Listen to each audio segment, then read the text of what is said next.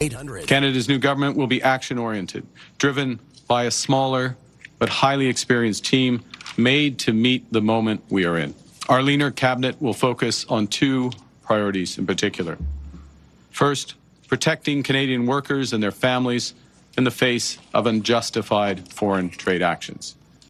That's Mark Carney, part of his address, of course, after being sworn in as Prime Minister today. So a lot to take in here. Tom Mulcair is standing by. Our feature brought to you by Guaranteed Industries, who've now teamed up with Can-Air for all your heating and air conditioning needs. So when it's time to upgrade your system, give them a call, 514-342-3400 or online, guaranteedindustries.com. Tom, let's start with the big news, which came out literally 10 minutes ago. And it's the fact that as his first act, I guess, as Prime Minister, Mark Carney has just cut the consumer carbon tax. Your reaction? A very important move on his part, because we know it was one of the areas in which the Conservatives were scoring the heaviest into Justin Trudeau's goal. It was a good idea to move to reduce our greenhouse gas emissions and deal with climate change and respect future generations. But it was done in a way that it was facing consumers. And even though there was a system of rebate checks, most families, Aaron, were going to get back more than what they were paying in at the gas pump or elsewhere. It didn't matter. The Conservatives had scored too heavily on it. And, you know, there's an old expression in politics, when you're explaining, you're losing. And the carbon tax required a lot of explanation. So Carney's approach is to say, I'm taking the carbon tax off our hardworking farmers, small and medium-sized businesses, meaning the big businesses already know what the numbers are. It's already built into their costs and they can handle it. So it's a very smart move in his part. The other thing that he's already announced that he's going to do, and it'll probably be the second thing he does, is get rid of the announced increase in the capital gains tax. Now, that caused a flurry of sales and activity and anguish for a lot of families, because this involved, you know, often second homes for families. It was a lousy announcement by Chrystia Freeland, who's still in cabinet, and it gives Carney a chance to look at Canadians and say, I've changed, you know, the size of the cabinet. This slimmed down cabinet, that's the shape of the government to be, because, of course, Trudeau had grown the government exponentially with no results. So he's saying basically he's going to be more like Paul Martin and Jean Chrétien and shrink the government and no longer have these ballooning deficits that we've had under Justin Trudeau. So a couple of questions, Tom. First of all, with respect to the makeup of the cabinet, yes, it's a bit smaller. I love that Pierre Poilievre has the number, 87% the same as what it was before. But I would ask with, I guess, some of the omissions here. So let's take Mark Miller, for example, who I think had done a pretty good job in immigration and got handed the file, right? Yeah. And then Karina Gould missing from here as well. Young, you know, with a future in the party. Surprised by any of these? I'm surprised more by Mark Miller's departure than by Karina Gould's absence. Don't forget she was House Leader, and she's got skills, a great skill set. She could easily go back to being House Leader at another time.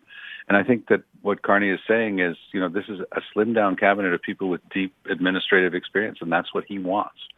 And because what we had, when you have a cabinet that's, as Trudeau's cabinet was almost 40 people. And at that stage, you've sliced and diced the responsibilities to such a fine point that you're in charge of nothing, but you're still a minister because you're from this part of the country or that part of the country, and they needed somebody, you know, from your community or your group. Carney's just saying, look, I'm going to run a country, and it's going to be slim. And Karina Gould's great, and she might be House Leader again, but she's not. She doesn't make it into cabinet on this cut. Maybe in a future date. Miller, I am surprised at, because I had him pegged as a smart guy who seemed to be a pretty darn good administrator. But, you know, again, you know, playing the numbers games, you know, maybe just too many from Quebec. He also got rid of Jean-Yves Duclos out of Quebec City, and that's playing with fire, because Quebec City has almost a dozen seats. Very proud people up there. My thinking is that he's probably got his eyes on a very high-profile candidate from Quebec City. Duclos was a very capable bean counter type, you know, never made a mistake, but didn't exactly set the world on fire in terms of his communication. So I guess that's cost him his job. Yeah, by the way, I have confirmation from Mark Miller that he will be running again in the next election. Good. I'm thrilled to hear that. Yeah. Because he's a very capable guy, and you know, it's from all indications. I've never put it negatively. I've never heard a single person say, "Oh, we never see Mark Miller at a single event in the riding." You hear that about, you know, ministers or MPs who don't do their jobs in the ridings. Everybody talks to me about Miller, says he's very present. We see a lot of him, so I wish him well. it's a very tough day. I hope he goes out with his friends and has a couple of bottles of wine and forgets about it and turns the page and goes into the election, keeps his head down, and maybe he makes it into cabinet after the election if indeed the Liberals were to win it. Let me ask you one other thing. With respect to, again, you're looking at some of the people who are here.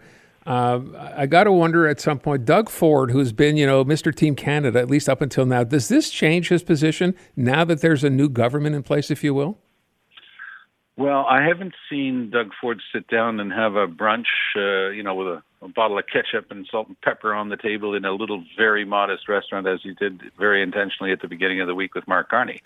And he's not going to come right out and tell people, this is my guy. He had every good pretense to be doing it because it's his turn to be the chair of the Council of the Federation, which brings together the 13 premiers of the 10 provinces and 3 territories, Aaron. But I think it was pretty clear that the progressive conservative, that is Doug Ford, is a heck of a lot ideologically closer to Mark Carney, who's sort of a blue-red liberal, sort of a purple liberal. He's mauve. He's very small c conservative on fiscal and financial issues, and very progressive on social issues. By the way, that's where most Canadians find themselves. So I think that Doug Ford is signaling that Mark Carney's his kind of guy. And it's worth bearing in mind that just the Greater Toronto area, that's 50 seats. That determines an election right there. I want to ask you what you think. I don't know if you heard the clip Jagmeet Singh going on about the fact that what Mark Carney did not do was appoint an employment minister. Is that significant? Yeah. No. Okay. No. Okay. You've got to find a little crack where you can stick in your crowbar and get your clip in, but no. Everything that's there in terms of the employment file is going to be with one of the ministers. It's all been attributed. It's all been distributed. There's not going to be a piece of legislation without a minister responsible for it, to put it that way. But the slicing and dicing a la Liberal under Justin Trudeau and having so many ministers because every single thing has to have a separate minister. What Carney's saying is that's a thing of the past. These people are really smart. They can handle a bunch of these files, and I'm not going to have meetings with 40 people in the room. Right. It's not happening. Okay. The last thing I would ask with respect to, I'm sure you heard his address today when he spoke to reporters. We're going to play some of that coming up after 5:30. The fact of the matter was people pointing out to the fact this is going to be about the economy. That's his focus. That's where it's going, and that's a good thing. They say a picture's worth 1,000 words, and the 1,000 words spoken by Mark Carney today is take a look at the picture of my cabinet, and then take a look at the picture of Trudeau's cabinet. This is me. It's going to be a lean, clean fighting machine. We're going to be out there. We're going to get stuff done. You can trust us to do this better. He's also picking his fights wisely. I think that in the 10 days, 2 weeks until the election is officially launched, he's going to have time to maybe do a trip or two, maybe to Europe. He's already mentioned that. He's already put Trump and his people on notice that he has no intention of meeting with Trump if Trump keeps mumbling about a 51st state. And good on him. And it's probably just as well, because if you want to be subjected to the Zelensky treatment and wind up being humiliated, being barked at by J.D. Vance and Trump, who wants to go through that nonsense? So good on Carney for just saying, no, I'll skip my turn and I'll deal with you later. I would ask, by the way, with respect to Trump, and I don't know if this is telling or not, he was asked the question, and the reporter used the word Trump, and Mark Carney stopped him and said, President Trump. And then he said, I have respect for, and I know that goes a long way with the president. So, yeah, he knows apparently how this game is played. What do you make of this fact that he's now going to go to Europe? And I brought this up with Jim Meny earlier. I found it bizarre today that Scott Moe, the premier of Saskatchewan, decided to call out Mark Carney for going to Europe before he's going to meet with Donald Trump. What's that about? It's everybody trying to suck up to Donald Trump. And Scott Moe, of course, is a dyed-in-the-wool Poilievre supporter, so he's going to look for any angle to try to take a pot shot at Carney. And, well, I think that Scott Moe might find out that if push really comes to shove in this trade war, and it does really turn into a trade war, first thing that's going to happen is that the federal government's going to have to say, okay, we're slapping a 25% export duty on petroleum and gas out of Alberta and a 25% export duty on potash out of Saskatchewan. Sorry, guys. And uranium, by the way, because most of the uranium used in American reactors comes from Saskatchewan.